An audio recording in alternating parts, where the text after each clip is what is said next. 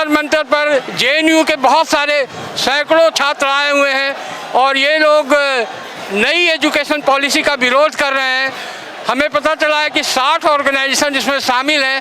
आइए बात करते हैं और जानते हैं इन छात्रों की मांग क्या है और ये जंतर मंतर पर धरना प्रदर्शन करने क्यों आए हैं। जी बताइए।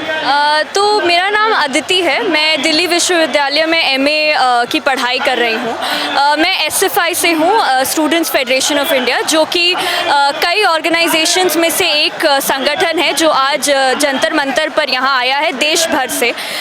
सरकार से और जो हमारे जो स्टूडेंट्स हैं उनसे भी ये डिमांड करने के लिए कि जो नई शिक्षा नीति, जो हमारे मेजर डिमांड्स हैं वो ये है कि जो नई शिक्षा नीति लाई गई है उसको वापस लिया जाए और जिस तरीके से जो सरकार शिक्षा को पूरी तरीके से बर्बाद करने की जो पॉलिसीज़ वो ला रहे हैं उनको वापस लिया जाए और स्टूडेंट्स उनके खिलाफ एक रेजिस्टेंस बनाएं।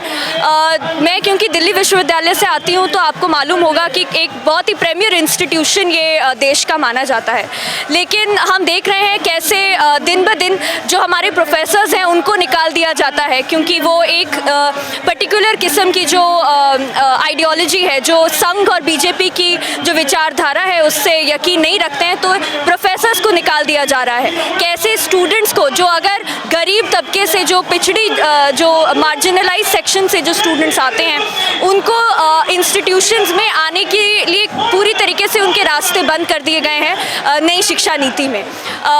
जिस तरीके से ये नई शिक्षा नीति लेके आए हैं संसद में, हम लोग जानते हैं कैसे 3 कृषि कानून जब लाए थे उन पर कोई बहस, उन पर कोई बातचीत नहीं की गई, सिर्फ उन्हें पास कर दिया गया। जो किसान थे, जो खेती बाड़ी में जिनका स्टेक होल्ड है, उनसे बात नहीं हुई थी। उसी तरीके से नई शिक्षा नीति भी लाई गई, ना तो प्रोफेसर से बात करी गई, ना स्टूडेंट से बात करी गई, ना जो लोग शिक्षा को जानते हैं, कैसे शिक्षा को देनी चाहिए, का बढ़ावा होना चाहिए देश में, किसी से बात नहीं करी गई। ये एक दिन कानून लाया और इन्होंने पास करवा दिया और हम देखते हैं कैसे ये हमारा एक्सपीरियंस बताता है कि एनईपी, सीयूईटी, प्राइवेटाइजेशन, जिस तरीके से भगवाकरण करा जा रहा है संस्थानों में, वो कितनी मुश्किलें पैदा कर रहा है स्टूडेंट्स के लिए। तो हम इन सभी के खिलाफ आज जंतर मंतर पर देश भर से जो छात्र हैं वो आए हैं और सरकार से ये हम मांग कर रहे हैं कि नई शिक्षा नीति और बाकी भी जो डिमांड्स हैं उनको वापस लिया जाए। एज ए स्टूडेंट, नई शिक्षा नीति से आपको क्या दिक्कत है? देखिए, नई शिक्षा नीति में बहुत सारी ऐसी चीज़ें हैं। क्योंकि मैं डीयू से आती हूँ, दिल्ली यूनिवर्सिटी से, तो मैं उसके बारे में अगर आपको बता दूँ, पहले जो आप जानते होंगे पब्लिक फंडेड एजुकेशन, जो कि सरकार शिक्षा में अपना पैसा लगाती है, क्योंकि हमारा ये मानना है कि जब तक हमारी जो जनता है वो शिक्षित नहीं होगी, देश का विकास और किसी रूप में हो ही नहीं सकता है। तो जब हमारा देश बना, हमारी जिन लोगों ने संविधान बनाया वगैरह, तो उसमें पब्लिक फंडेड एजुकेशन एक बहुत बड़ा पार्ट था।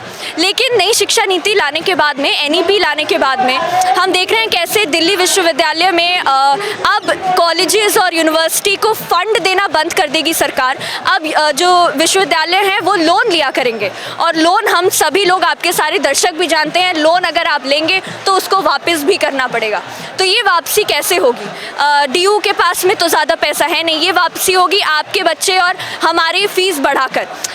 वही लोग वो बढ़ी हुई फ़ीस दे पाएंगे जो ये कितनी फीस बढ़ाई गई है, कोई आइडिया है आपको? देखिए, अभी डीयू ने एक कोर्स इंट्रोड्यूस किया है जो कि 5 साल का एलएलबी का कोर्स वो लेके आए हैं।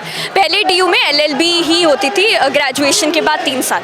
अब वो 5 साल का जो इंटीग्रेटेड कोर्स है उसमें 1 साल की फ़ीस है 2 लाख रुपए। तो आप देखिए, ये जो उछाल आया है, मैंने जब अपना ग्रेजुएशन किया था हिंदू कॉलेज से, तो मेरी सेमेस्टर की फ़ीस थी 15,000।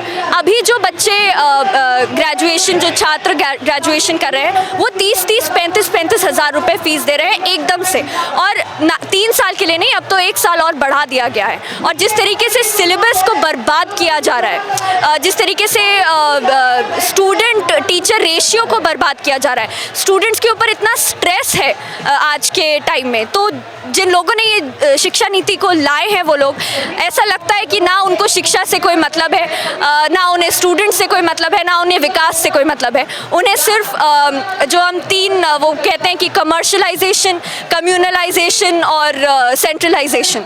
ये जो कोर्स है, कोर्स ऑफ स्टडी है, करिकुलम है, उसमें भी बदलाव किया गया है। जी, उसमें बदलाव किया गया है, और बहुत ही आप देखिए कि कैसे 10th की जो NCERT की बुक है उसमें से पीरियोडिक टेबल को हटा दिया गया, उसमें से डार्विन की थ्योरी को हटा दिया गया, कैसे फैज़ अहमद फैज़ के कुछ शेर थे पॉलिटिकल साइंस की टेक्स्ट बुक में, उनको हटा दिया गया।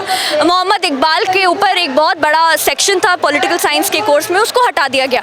तो हम देख रहे हैं कैसे एक ही तरीके की विचारधारा पर जोर दिया जा रहा है। जो बातें सेक्युलरिज्म, जो बातें संविधान बोलता है, उनसे दूर करके आप स्टूडेंट्स को कुछ ऐसा पढ़ा रहे हैं जो कि मायने नहीं रखता है। जैसे आजकल ग्रेजुएशन में हम योगा पढ़ रहे हैं, ग्रेजुएशन में हम मॉरल एजुकेशन पढ़ रहे हैं। अरे ये हम 10वीं तक पढ़ के आ गए, अगर हमें तब तक बुरा आदमी बनना होता तो हम बन गए होते, या अच्छा बनना होता तो हम बन गए होते। आप ग्रेजुएशन में पढ़ाकर moral education, EVS, water cycle, ये क्या मतलब है? तो ऐसा लगता है कि जिन्होंने कभी शिक्षा प्राप्त नहीं करी उन्होंने ये नीति बनाई है, और जो लोग प्राप्त करना चाहते हैं उनको एकदम उनके जो भी रास्ते हैं उनको ख़त्म कर दिया जा रहा है। आप देख सकते हैं ये दिल्ली यूनिवर्सिटी की SFI की छात्रा हैं, ये कह रही हैं कि नई शिक्षा नीति उन लोगों ने बनाई है जिनको शिक्षा से कोई लेना देना नहीं है, और जो नई शिक्षा नीति है उसके बाद फीस बढ़ गई है, करिकुलम में बदलाव किए गए हैं, और विश्वविद्यालयों में सांप्रदायिकता का प्रवेश कराया जा रहा है। दिल्ली न्यूज़ 24x7.com के लिए मैं संजय कुमार, दिल्ली से।